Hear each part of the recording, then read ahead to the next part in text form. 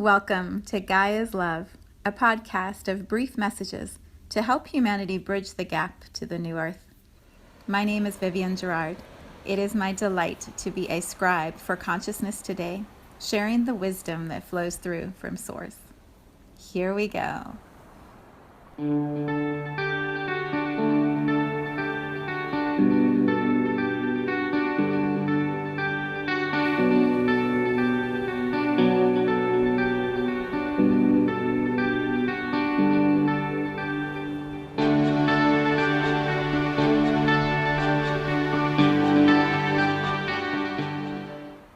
Episode 371.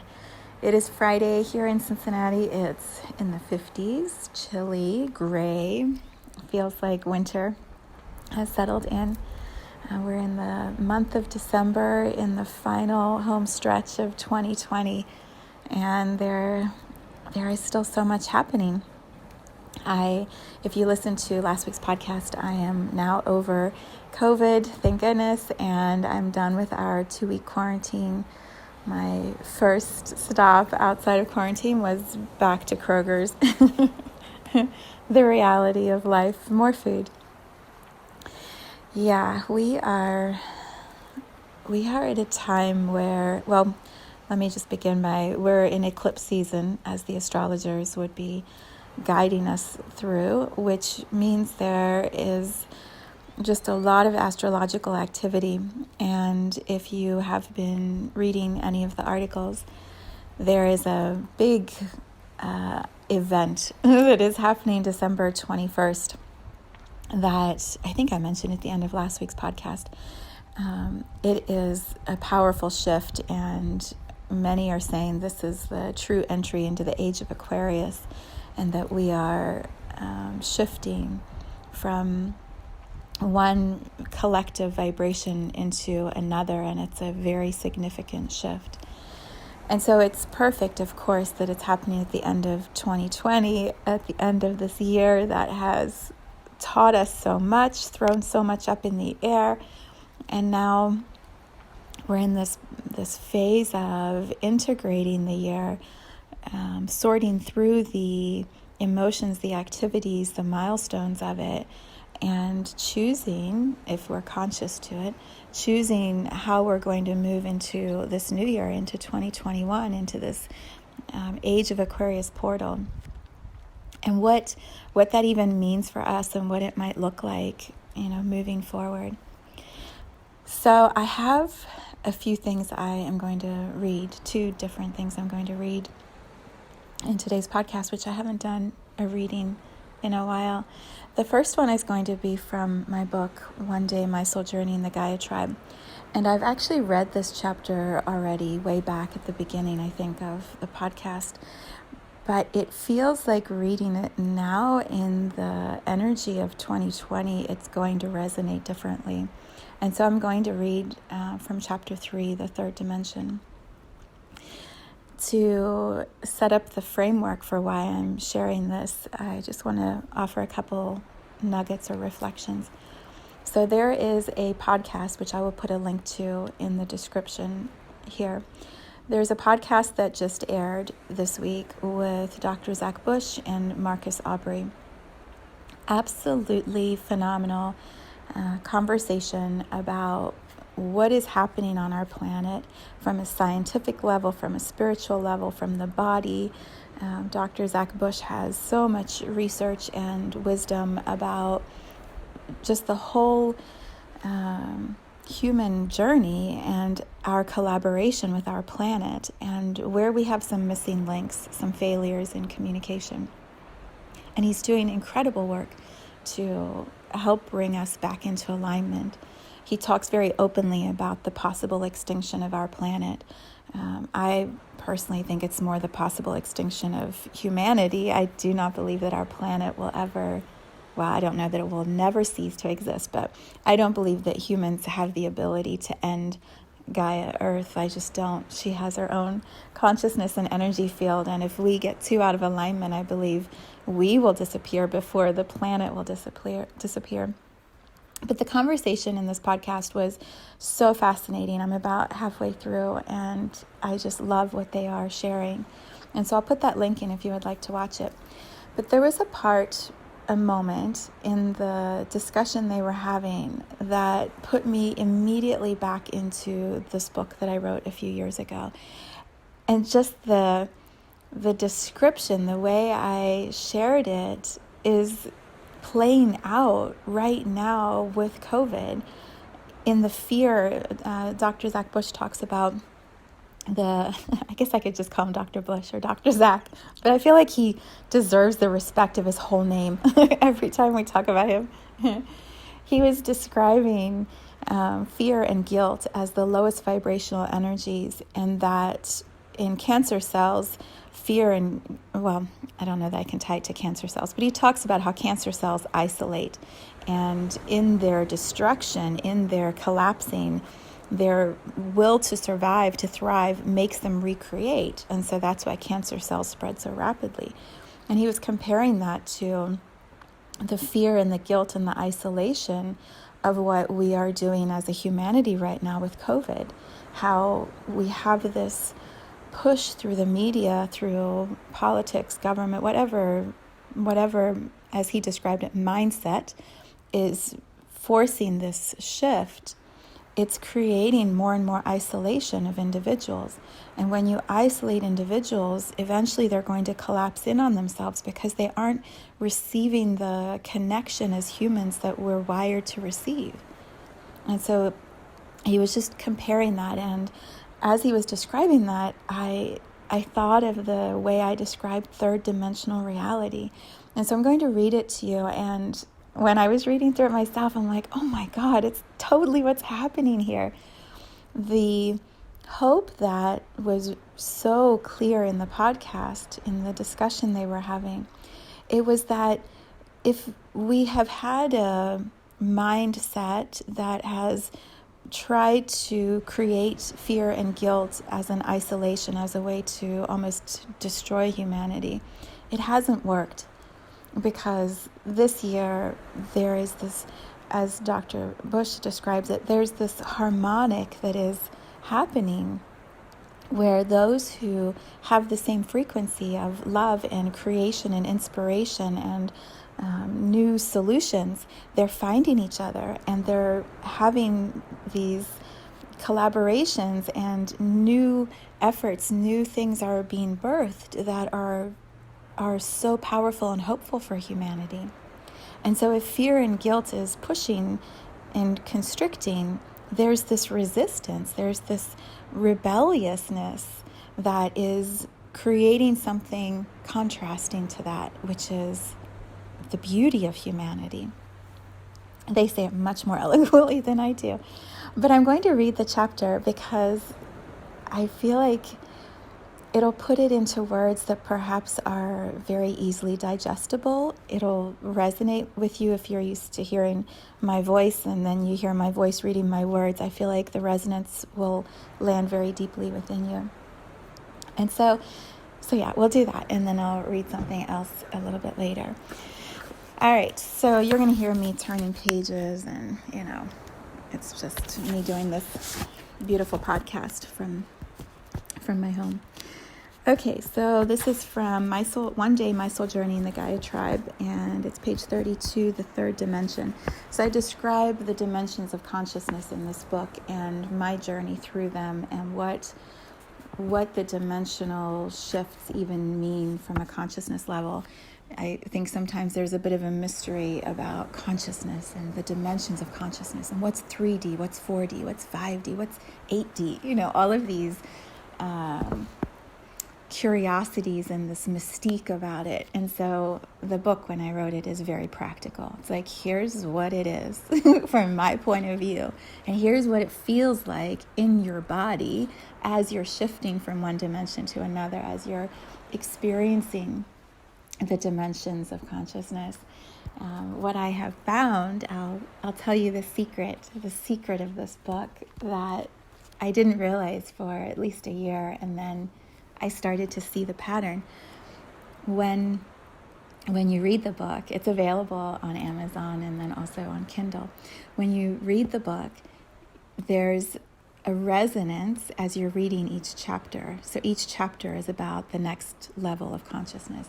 So you read chapter 3 and you're like, oh yeah, I get that. And then you read chapter 4 and you're like, yes, I totally understand. And then perhaps you get to chapter 5 and you're like, I don't understand, it doesn't make sense to me. Or perhaps you get to chapter 8 or 10 and you're like, I don't know if I quite get that. I can read the words, but the words aren't landing inside of me. I don't feel them in my gut or in my heart. When that happens, the place where you stop feeling the resonance is the dimension of consciousness that you are currently in, which I think is so cool. I had no idea that was going to happen when I wrote the book, but over and over as people were reading it and then telling me about it, and I would muscle test and talk to them, I'm like, oh, it's totally the dimension of consciousness that you're at. Like, how cool is that the consciousness works within the book to help you see where you are, without like it being right or wrong to be at any number, or any judgment that you're only at one level versus another level. It's not a race. It's like we're all just expanding and learning and becoming something more and evolving. And so if you can settle into where you land, and then perhaps just read the next chapter to kind of get a sense of what's possible next or what's arriving next. This book it's like the coolest roadmap, like the coolest roadmap of consciousness here as a human being. It's a revolutionary book ahead of its time from what I have come to understand. But I'm going to bring it into this year of 2020 with the third dimension. So here we go. The third dimension is the first level of human consciousness. So there's a thinking brain that can create ideas, hands that can mold and shape new ideas.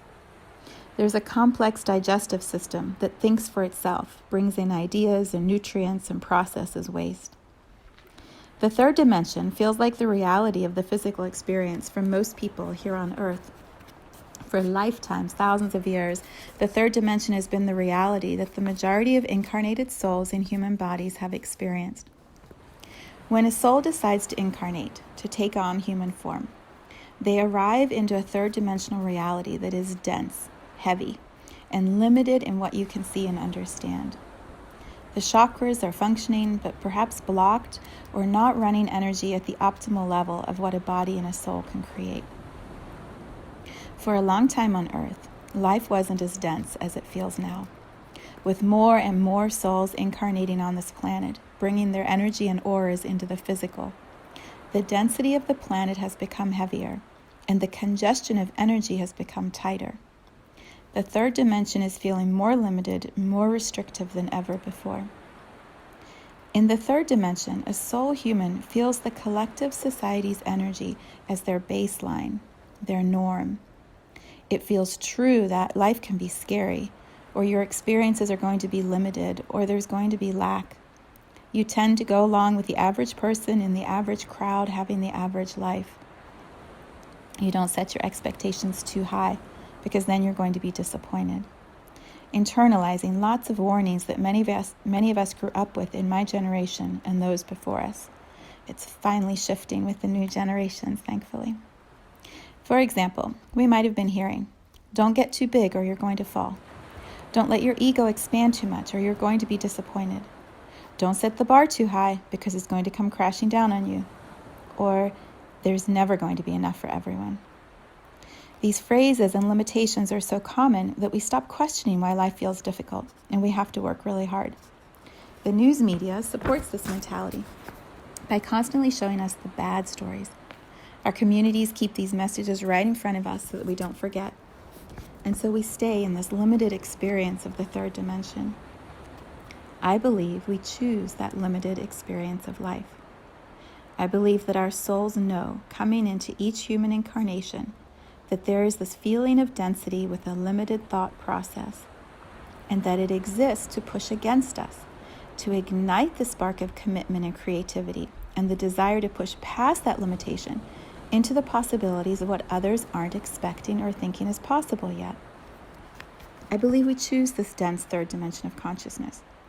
We choose that we're going to come into a human body and have this experience of being told no all the time. Because in being told no, we can also find the strength to push back with our own no. And this time, we add, oh, and also, I'm going to show you that I can create my own yes. But until then, in the third dimensional reality, we're like sheep that keep moving in a flock together, following the rules, following the systems and the structures, making sure that we don't ruffle too many feathers. We stay safe by staying small, by limiting our options. And it feels good because everyone else is just like us. And then I talk about my experience from my childhood. And then I talk about, so I continue page 35. I have lived this reality also in past lives where being included in the group is the only way that you survive. Everyone has a skill, a trade, a gift that they bring to the group. And all of those individuals working together then allow for everyone's need to be met. This was especially true before money became the currency, when your gift, your energy, your skill was your currency.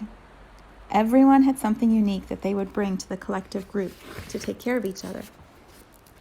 If you dared to stand up and argue with the different gifts of each person, or the different skills that each brings, or perhaps put your gift down and say, I don't want to do this service anymore, I'm tired, I don't want to be part of the collective, then you could get excluded from that group. In the third dimensional reality, when you're excluded from the group, for most of our early lifetimes, that meant you had no food, support, clothing, housing, or relationships. You were literally kicked out to survive on your own. And surviving on your own would often mean death because there was no support. If you laid down to rest at night, for example, and there was no one to watch or protect you, and you happened to be in the middle of a forest, well, you could be eaten or killed by animals. The third dimensional reality was a tough experience for humanity for much of our planet's history. We are more refined these days. We have more physical resources around us now, which allows us to feel more independent. But the soul still remembers those experiences and nudges us to continue to play it safe in order to survive emotionally. Our ancestral lineage is handed down through our cells from one generation to the next. Follow the rules and stay safe by staying in the group. War has also proven to us time and again that when you rebel, you often lose. And even when you do win a war, what is the cost to humanity and the loss of lives and the destruction of property, or to the safety, security, or steadiness that humans feel? War disrupts all of that. It throws security up in the air and messes with everything. And when all of the pieces land back on the ground again at the end of a war, they are never the same. Life is never the same. In the third dimension, our ancestors have passed us these genetic codes, these truths, because they've experienced them. They've handed us these truths and told us to stay safe, protect each other, and allow these mantras or belief systems to guide us, so that we don't have to go through the pain that they had to do before us. Over time, as more souls incarnate into our world, accepting these genetic codes, the energy field is becoming ever denser from the fear and blocked emotions being held inside our human bodies. Fear has become stronger and tighter in our physical systems. None of this process has been wrong, though. In the feeling of the fear, it offers us the opportunity to strengthen our resolve to create something different. This is the part where I so feel COVID and the experience of COVID. In the feeling of the fear, it offers us the opportunity to strengthen our resolve to create something different. More gets created through contrast. When people get frustrated with density, limitation, being told no, and then feeling the resulting unresolved anger, disappointment, or powerlessness, the uprising of emotion inside can motivate them to break out of the mold and create something new. That has been the intention for this planet, to allow space for creativity to flourish, for desire to expand, for new to be created. With every limitation, there exists the possibility to break through it and create something new and different. From the beginning of time, the beginning of humanity on this planet, there have been individuals, souls, who have come to show other ways. to help nudge the general population, to create a spark of desire to create something new. They have come to help push humanity through to the next level. And that has happened. It has happened every time. The higher dimensions have always existed. There have always been souls who have agreed to come in and hold that higher vibration, hold that higher understanding of consciousness, love, and connection, and inspire more people to move towards that higher dimension. But when you're the average soul human in the third dimensional reality, and everyone is telling you to follow the rules, often that dense reality is what your soul experiences for many, many lifetimes. From the beginning of humanity, there has always been the possibility of a different experience being created on Earth. But as we are playing with time, space, and the density of matter, the joy is in the contrast. The joy is in understanding the limitations of the third dimension and feeling the heaviness of all of it. Having a human incarnation and feeling the frustration of not understanding or remembering the greatness of the soul. And then transitioning back to being a soul again, aka death, and going, oh man, how did I not understand that? How did I not see that? How can it be so dense to be a human? So then we come back into another incarnation, aka birth, with higher expectations and bigger goals, convinced that this time we're going to remember what it's like to be in the higher dimension and how awesome we are as souls. We land back in the human body and find that it's the same density, the same heaviness, and the same contrast. And we transition back, aka death, into the non-physical soul again, saying, oh no, I forgot again. Then back to another human incarnation, birth, where we don't get done what we think we're going to get done.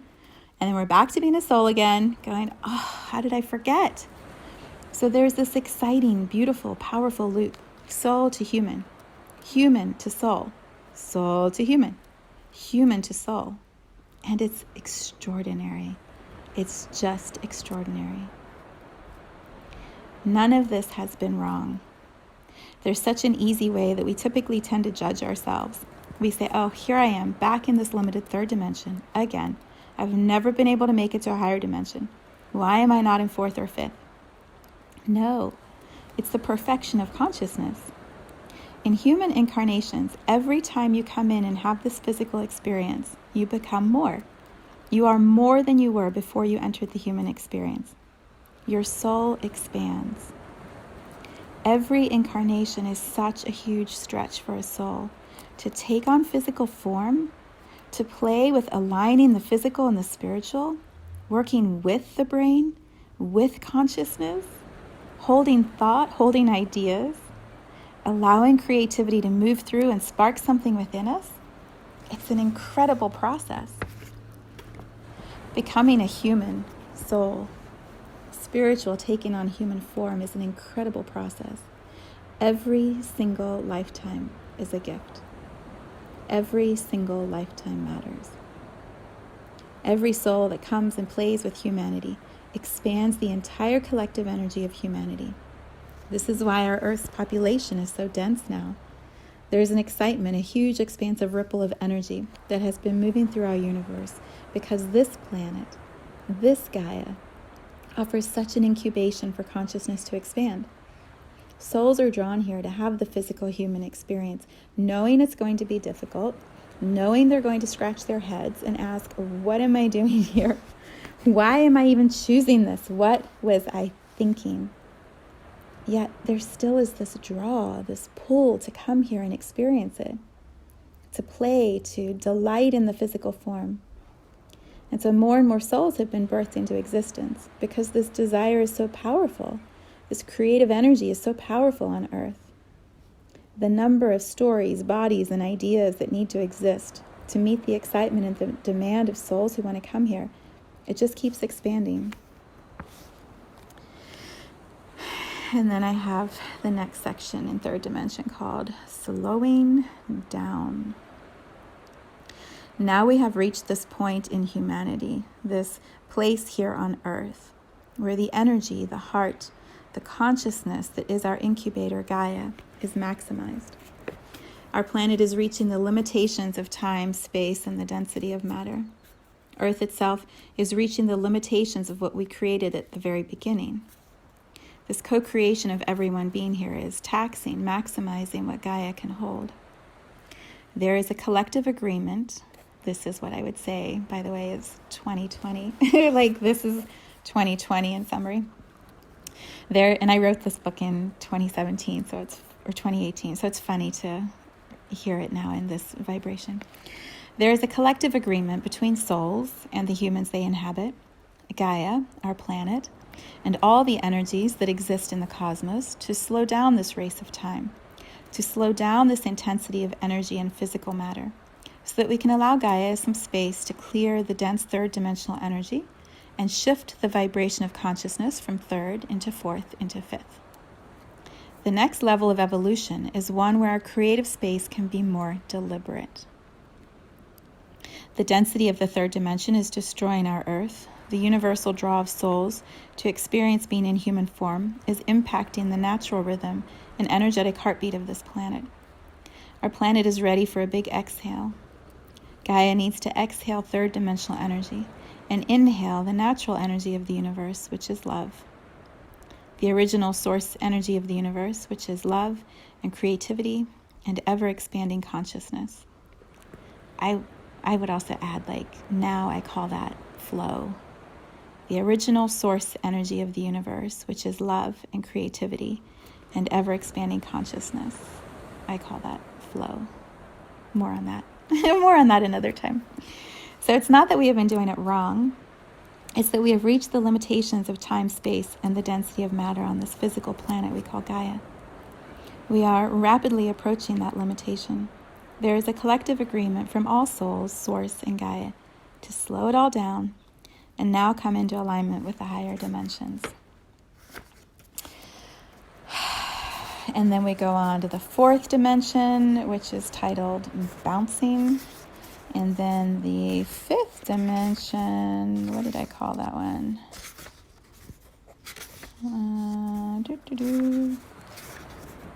Fourth dimension is longer than I thought. Fifth dimension I call Explore. Yeah. So my suggestion is buy the book. Buy the book. And then see where you're at, which dimensional level you're at. So the next little nugget I'm going to read to you, and then we'll bring it all together. It's from this amazing tarot deck that combines the gene keys and then these beautiful images. The artist, her name is Rouzee Aronson, Dr. Rouzee Aronson, and the tarot deck is called The Wisdom Keeper's Inner Guidebook, 64 Faces of Awakening. And it's just the most beautiful deck ever. She combined what she felt intuitively, and we're going to talk about downloads in a second. This was her download. She combined what she was receiving in her meditation and her drawing and her creative time. She accessed that higher dimension of consciousness and let it flow through her. And then she found different modalities of teachings and landed on the gene keys as the one that she most resonated with. And so she talked to Richard Rudd and then matched up each of the gene keys with one of these characters that she had been drawing and then wrote a story about the character. It is so cool. It's so cool. So one of the women in our gym, our astrologer guru, our astrologer wise one, Jann, she showed us this deck in one of our gym calls, and all of us, well, not all of us, most of us, the very next day had already ordered a deck, and we're all pouring through them because we love the cards so much. The one that I am going to read today is called Insight, and it's number 43 connected to Gene Key 43. Here's how it ties in with what I just read and with Dr. Zach Bush and Marcus Aubrey's podcast. Every human being is born to be a rebel in the sense of filling a space in the world that cannot be duplicated by another. And that's Richard Rudd's words. The shadow of the 43rd gene key is deafness, right? How many of us have been covering our ears and not wanting to hear? The gift is insight. Insight, which is what this podcast is offering you, and the links I'm going to include will offer more insight. And then the siddhi, the mastery of it, is epiphany. Epiphany. And that's what's possible right now. That's what I'm going to talk about in a minute, is the epiphany and the downloads that are happening. So here is what Dr. Aronson writes as her wisdom story for this character, number 43. I'll take a picture of the card so you can see the character, and I'll post it on my Instagram so you can tune into it. My wisdom story from this tarot deck. It's a young man with glasses. He kind of has sort of a Harry Potter look, and right at the center of his forehead is an owl. And then he has all these incredible images and patterns drawn all over his face. My wisdom story. I worried a lot as a kid. My mind spun with speculations about the bad things that could happen and how I could avoid them. My more sturdy brothers teased me for being such an emotional wimp. At school, I was called the brain. I felt different and weird and wanted so badly to fit in, to feel secure and be successful. Ironically, my ability to anticipate problems made me a great programmer. No one could find and fix bugs like I could. Suddenly, it was cool to be a nerd. As a young man, I had wealth and independence. Thrilled I could finally compete with my brothers, I dominated the conversation during family visits, talking endlessly about my successes at work. Deaf to their contributions, I showed off my latest gadgets, gave unasked for technological advice, and blurted out inappropriate comments about how big my abs were after hiring a personal trainer. I was too busy winning their approval to notice what a pain I was, or how deeply I envied their relationships. Then I'd go home and pull out my feel-good technology. I'd play video games, watch TV, and surf multiple dating sites at the same time. Obsessed with freeing up my time to be more productive, I learned to operate my stereo, TV, computer, car, solar panels, and sauna, all from my phone. But instead of freeing up my time, technology swallowed it whole. The harder I worked to streamline my life, the more complicated it became. I couldn't stop the noise. That's when I had a breakthrough, insight. Nothing I did, used, or accumulated would ever make me feel more comfortable in my own skin, or like I truly belonged in this world. In one fell swoop, I canceled all of my subscriptions and threw my TV and gadgets in the closet. And I got quiet, really quiet. All I did was listen, at first to the noise in my own head, then to the sounds of my home, then to the birds in my backyard. Slowly, I brought back technology. First, the music, then the podcasts, touching ones with stories about real people who suffered and prevailed. That's when I received the insight that would change the course of my life. I'd create a radio show for and in honor of the people who felt like me. I'd call it The Outcast. That was just the beginning. I mean, that story, is that so amazing? Like, she ties everything from the Gene Key into it. It's just remarkable. And then she ends with this: my gift to you. This is from Dr. Aronson. My gift to you. I am here to invite out the rebel in you, the poet, the lover, the mad scientist, the revolutionary. There is something only you can do, something your entire life has prepared you for. It is time to take a risk, to shake up a system. You may make waves. That's okay. Whatever you do, stop listening to the status quo. This is not about venting or blaming. This is about being creative and being open to love. You don't have to know where exactly you're headed or why in order to trust your inner voice. As you courageously forge a new pathway, don't be surprised if your timing gets better and breakthrough insights come your way. Dare to be who you are, and you will ignite the creative rebel in others wherever you go. Right? Wait till you see the card. Oh my God, it's so cool. Okay, so bringing it all together as my crystals on my lap fall.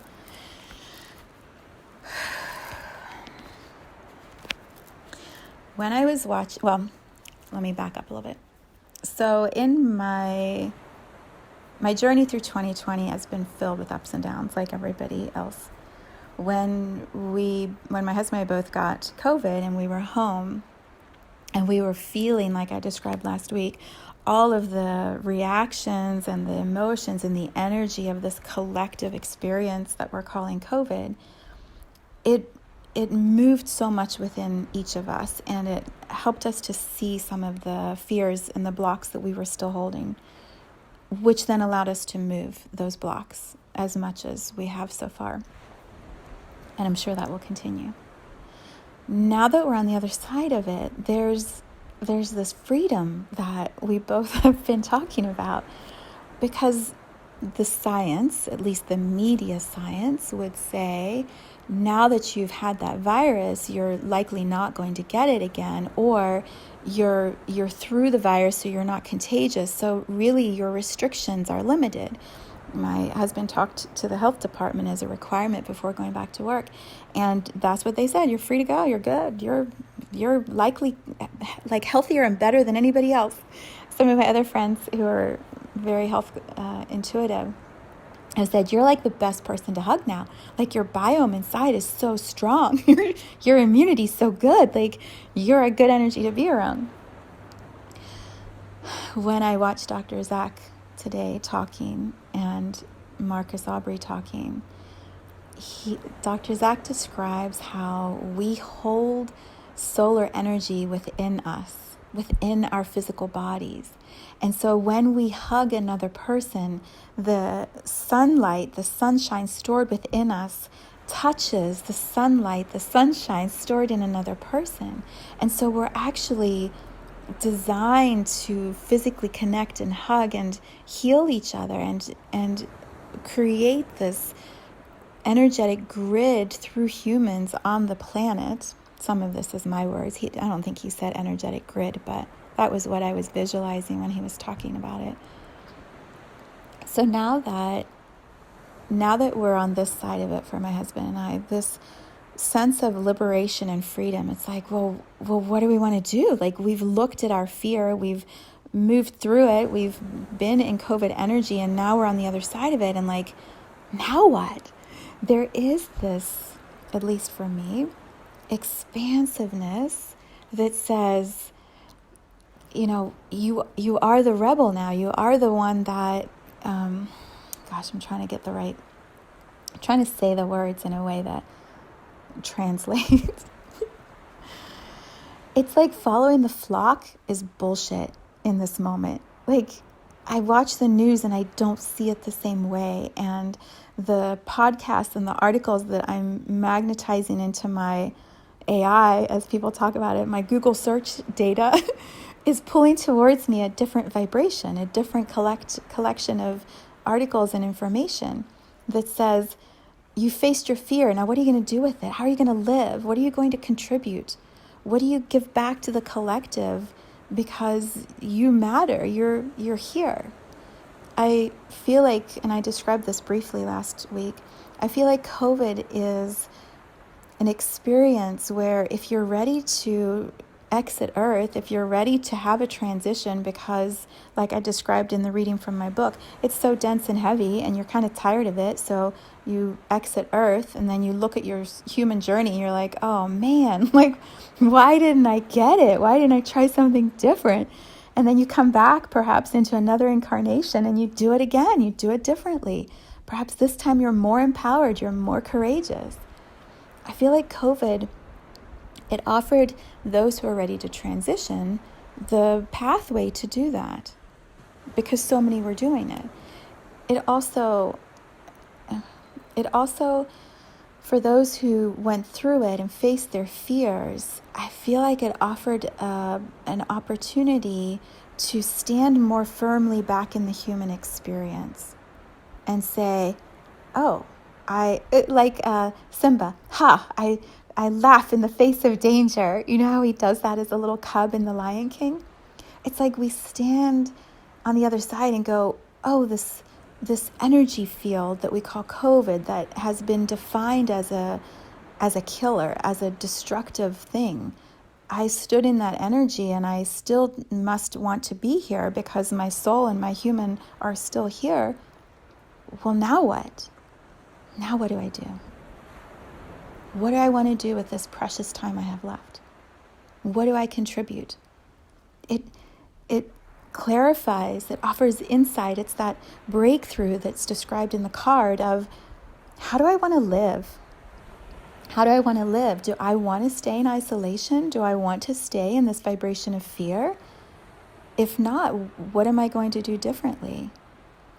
And so for me, I described this in the newsletter I just sent out, which I'll post on my website and share on social media too. But I described how, as astrologers are saying to us, we're moving into this age of Aquarius. We are making this shift into the air signs, away from the grounded earth signs. We're moving from Capricorn into Aquarius, and it's very much about group thinking, community building. It's not about the hierarchical structures of Capricorn. It's about this interconnectedness, this oneness of Aquarius. And so I was describing in my newsletter, there is a reason. There is a reason I selected, as a soul entering this human journey, to be an Aquarius sun, an Aquarius moon, and a Gemini rising. It's to be able to have the grid inside of myself, the astrological grid, the energetic grid, the consciousness grid, that says, I see the way where we can come towards unity. I understand this oneness of the Aquarian age, and let's go. Let's start building that. Let's break down the hierarchy. Let's break down the fear. Let's do the tower moments and collapse the old belief systems that are outdated. Let's dissolve this need to be in the flock to stay safe, and instead celebrate the uniqueness of the individual. Encourage the rebel. Encourage each one to find their own creative gifts, and then start bringing those gifts forward. Maybe that will take us back to a newer, more advanced version of those tribes that we used to have before money entered, before money came into humanity and brought all of its learnings and teachings. What if we eventually go go forwards into a structure similar to tribes, where each one has their gift and they're contributing their gift, and their gift is up-leveling the whole. It's like the Aquarian age, I think, is often defined as, we're much stronger when our individual strengths are brought, and we're the sum of the whole, or we're I totally butchered that, didn't I? The sum is greater than the parts. Is that how you say it? Whatever the phrase is. When we're individually trying to do something, we can only get to a certain place. When many individuals are together working on the same idea or creation, suddenly, like, we're amplifying our power and our strength and our energy. And so this uprising of magical solutions starts to happen. This is what Dr. Zach Bush and Marcus were talking about in the podcast, like how incredible the gifts that are coming from this time of COVID and quarantine and fear and guilt and isolation.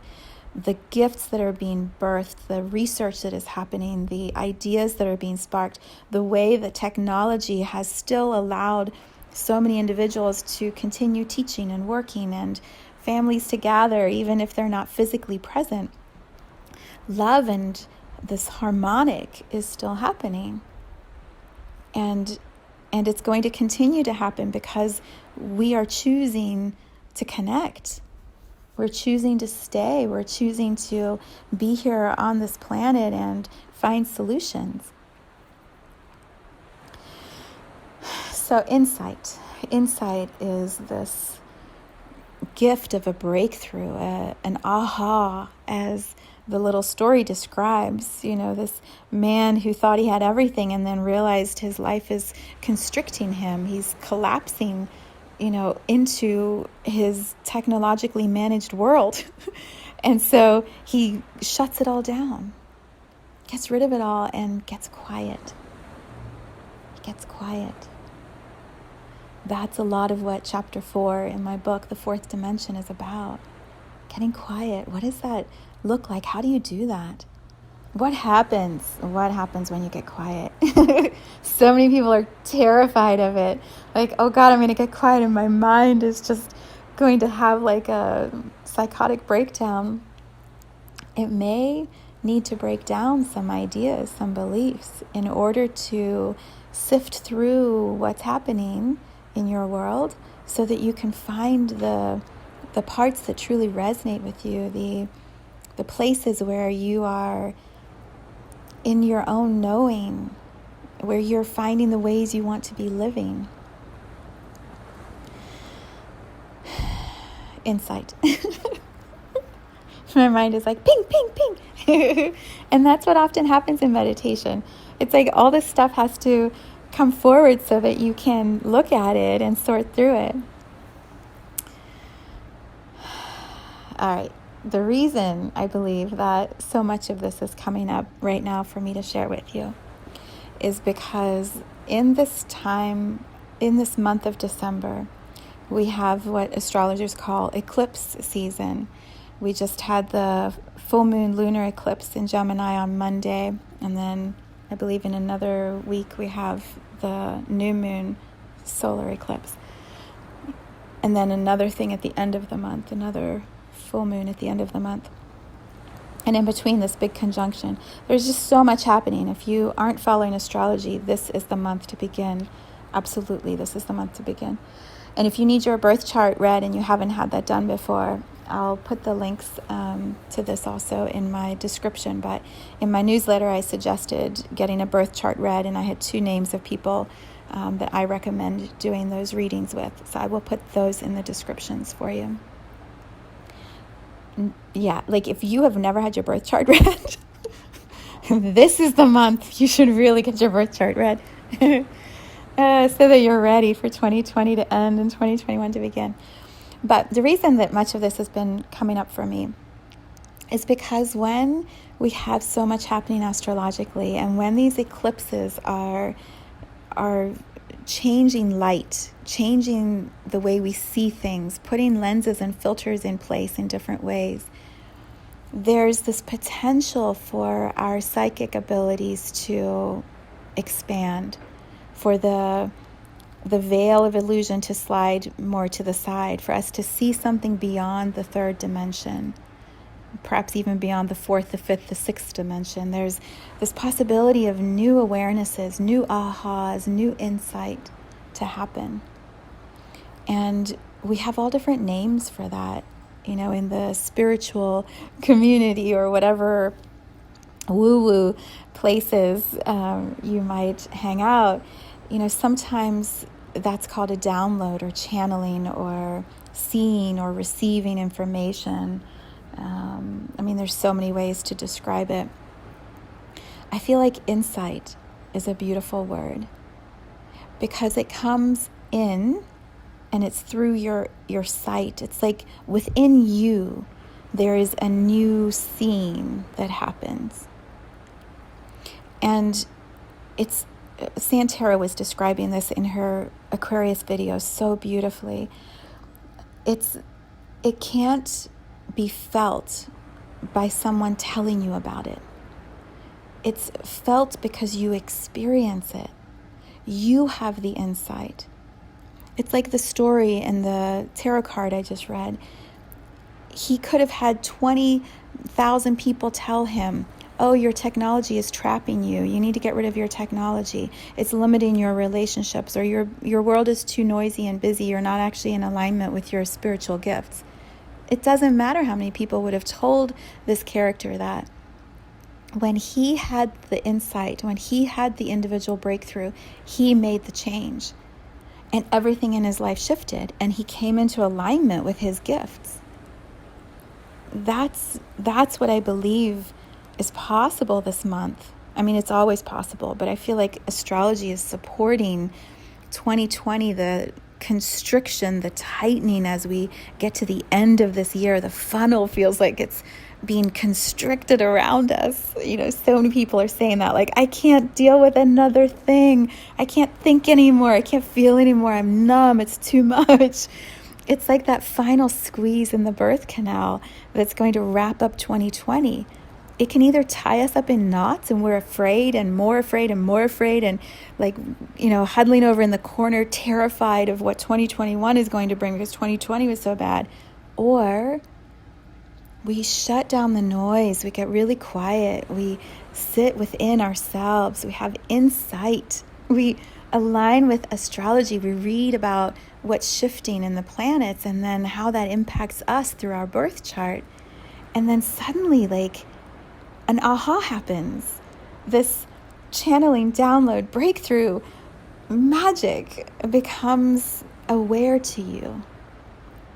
And when that happens, you never go backwards. You can't forget something you've remembered, because now you remember it. You can't unremember it. It's in your awareness. And so from that place of new clarity, you are different. Your cells are different. Your consciousness is different. Your life path is going to become different.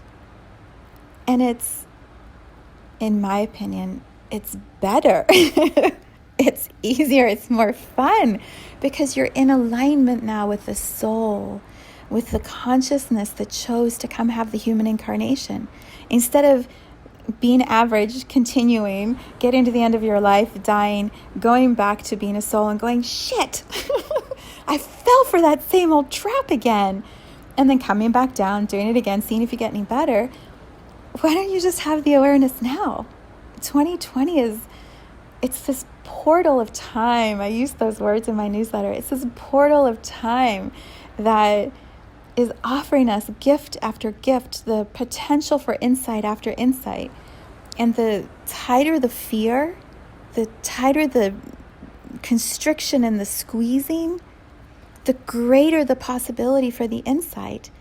It's like, can you get so quiet that you look at the fear, you sit with it, you get curious about it, you release whatever is ready to be released, and then there's that moment of insight. And then can you sit with the insight and expand that possibility and then see where it takes you? If you don't know how to do that, get my book. Like, read the book. It's so easy. You just read until you don't understand, and then you sit in that space and you get curious about what's happening.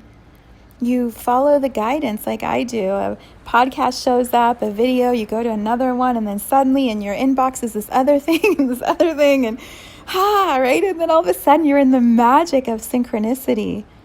You're in flow. You're in alignment with that universal source energy that is love and connection and consciousness.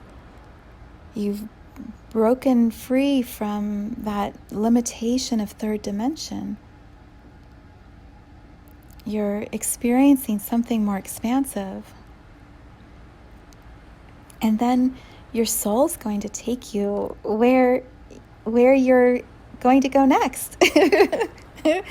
I mean, you just don't know until your soul starts to show you. And then can you trust that? Can you trust that path and lean into it and get curious and explore?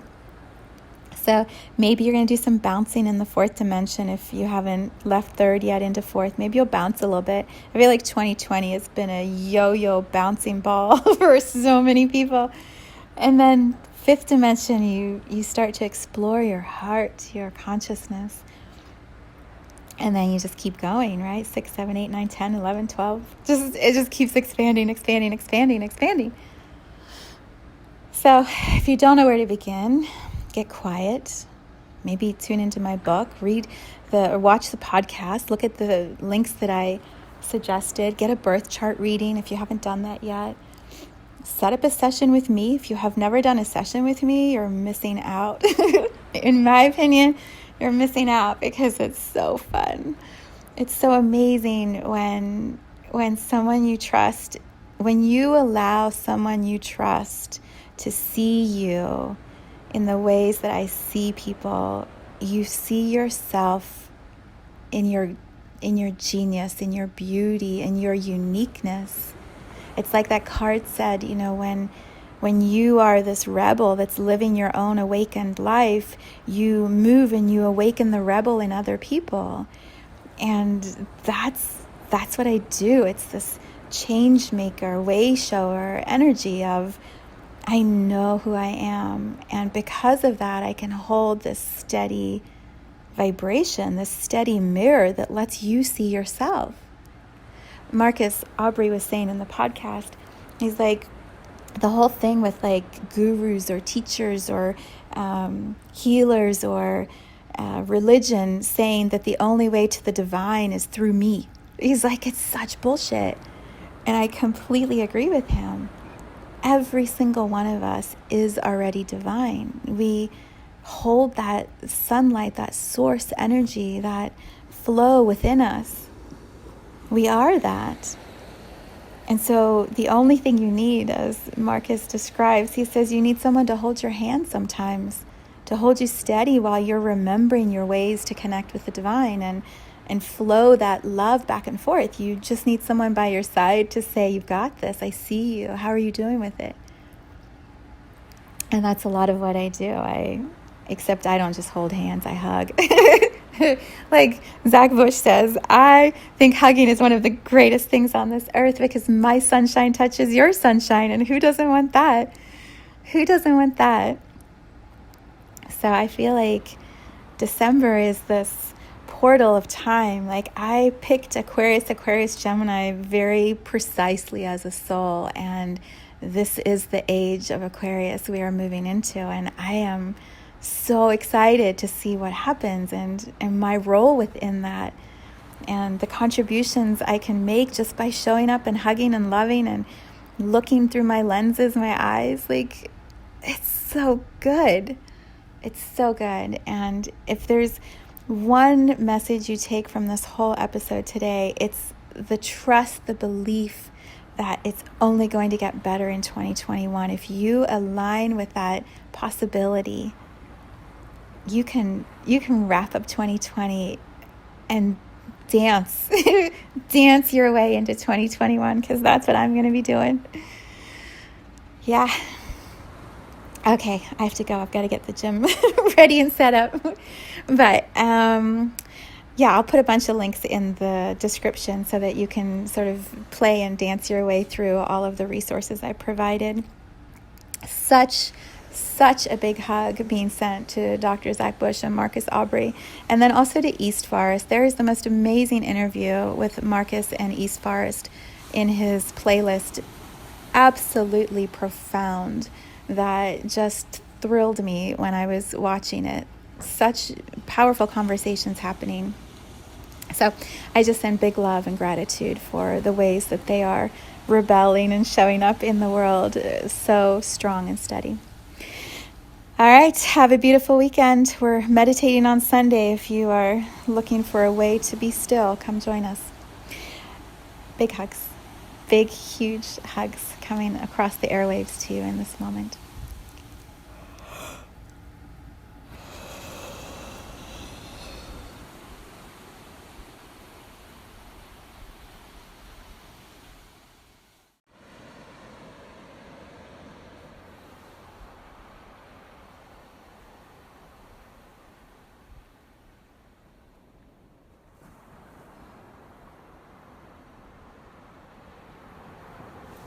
Thank you for tuning in to this vibration of pure love. I invite you to join me on Sunday mornings for an hour of meditation, visualization, and energy healing, where we realign our mind, body, spirit with Gaia and Source. You can learn more at mysouljourney.com. Let's take this message of Gaia's love out into all of our relationships and communities today. So much love from my heart to yours.